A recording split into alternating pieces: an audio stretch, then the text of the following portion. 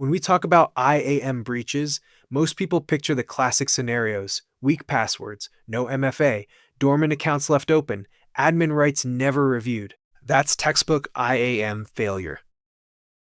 But what's more interesting, and often less understood, are the non-classic IAM failures that now dominate major breaches. A non-classic IAM failure is when everything looks compliant on paper, MFA enforced, policies written, logs available.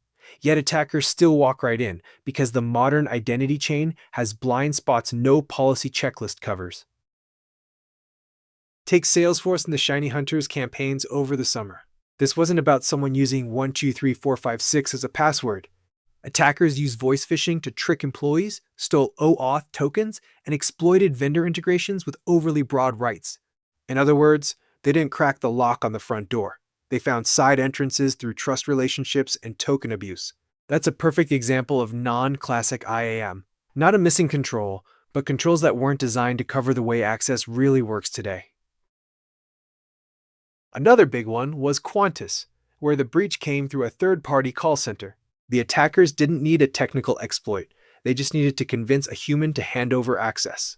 From there, the IAM system dutifully granted entry because it couldn't distinguish a manipulated identity from a legitimate one. This shows how IAM failures don't stop at your perimeter. They extend to every vendor and partner who can touch your systems. Alon's life in the US offers another lesson.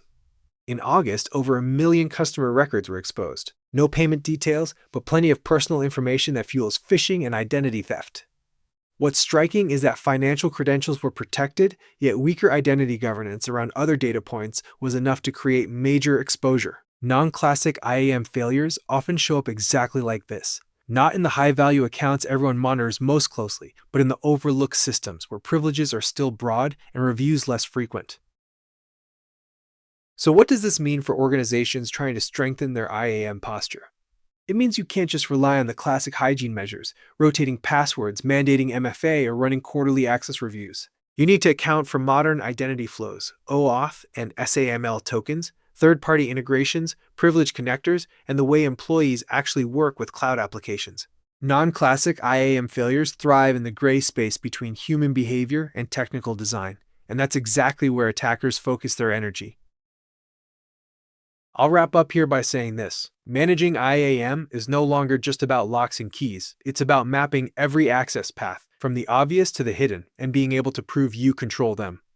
Platforms like Centraleyes can help bring this together by automating assessments and highlighting risks you may not see otherwise. But I'd love to hear from you. Where do you see the biggest gap? In the classic IAM basics, or in the newer, non-classic challenges? Share your questions or your struggles, and let's make this a conversation.